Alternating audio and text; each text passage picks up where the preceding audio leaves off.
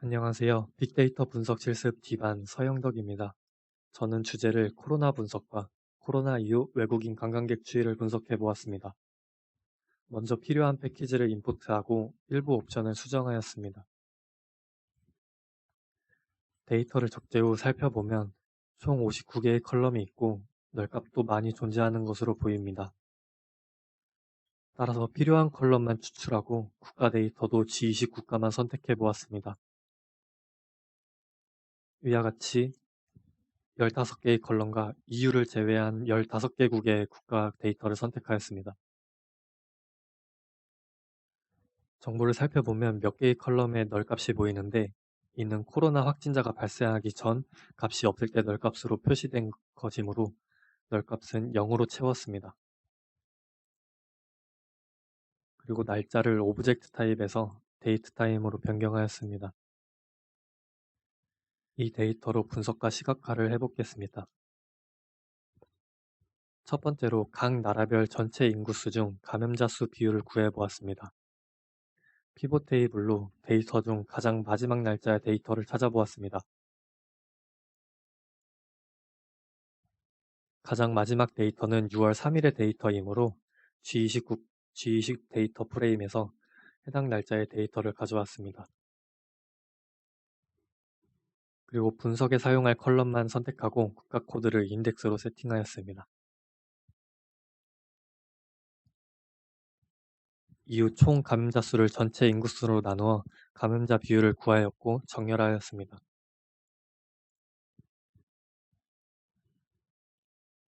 국가 코드를 한글로 바꿔줄 딕셔너리를 생성하고 차트를 생성합니다. 포문을 돌면서 국가의 한글명과 해당 국가의 감염률을 생성하고 막대 그래프 오른쪽에 값을 표기하였습니다.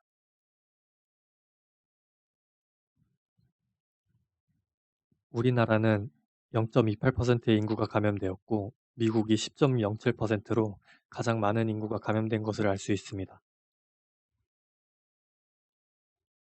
다음으로 인구 밀도가 높은 나라와 감염률의 상관관계를 알아보겠습니다. 똑같이 마지막 날짜의 데이터를 가져왔습니다. 그 후 분석에 필요한 컬럼을 선택하였습니다. 감염률을 구하여 새로운 컬럼에 추가하였습니다.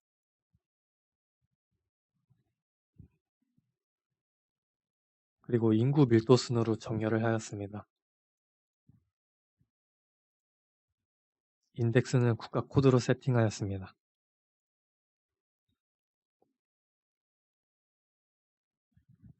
막대 그래프는 인구 밀도를 나타내고 라인 그래프는 감염률을 나타냅니다. 차트를 보면 미국의 경우 인구 밀도가 낮은 편에 속하지만 감염률이 가장 높은 것으로 나타나고 우리나라의 경우 인구 밀도가 가장 높지만 감염률은 세 번째로 낮습니다. 따라서 인구 밀도가 감염률에 크게 영향을 주지 않는 것으로 보입니다. 그렇다면 다음으로 정부의 대응이 감염률을 억제했을지 살펴보겠습니다. 이번에는 한국과 이탈리아 두 나라의 정부 대응과 감염률을 살펴보겠습니다. 이번에도 분석에 필요한 컬럼만 선택하고 연도와 월 컬럼을 생성하였습니다.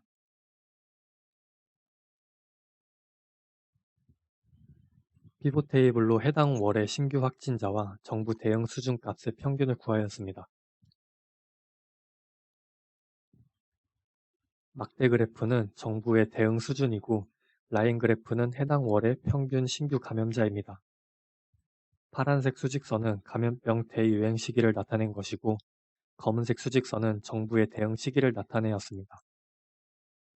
한국의 경우 1차 대유행 이후 고강도 사회적 거리두기를 시행하고 이후 감염자가 많이 줄어드는 경향을 보였습니다.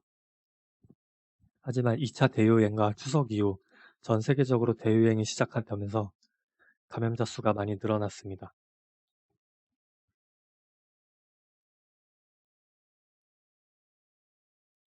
다음으로 이탈리아의 경우를 살펴보겠습니다.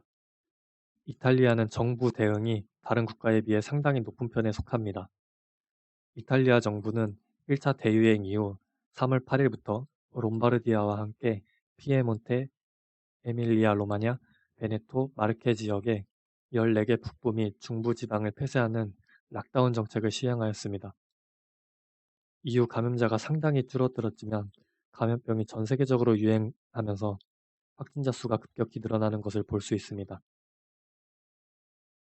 2차 대유행 이후 이탈리아 정부는 국가를 빨간색, 주황색, 노란색의 3개의 구역으로 나누는 강력한 락다운 정책을 발표하였습니다. 그리고 이후 감염률은 상당히 낮아졌고 현재는 백신 보급으로 1차 대유행 시점까지 내려온 모습을 볼 수 있습니다. 이처럼 정부의 대응이 강력할수록 확진자를 어느 정도 억제하는 모습을 볼 수 있었습니다.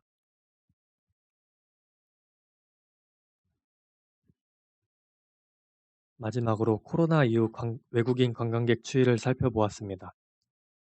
데이터는 국가 통계 포털의 외래계 입국 목적별 국적별 추이를 다운받아서 사용하였습니다.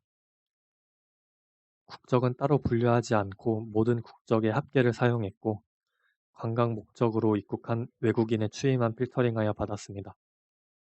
기간은 2018년에서 2021년 4월까지의 데이터입니다.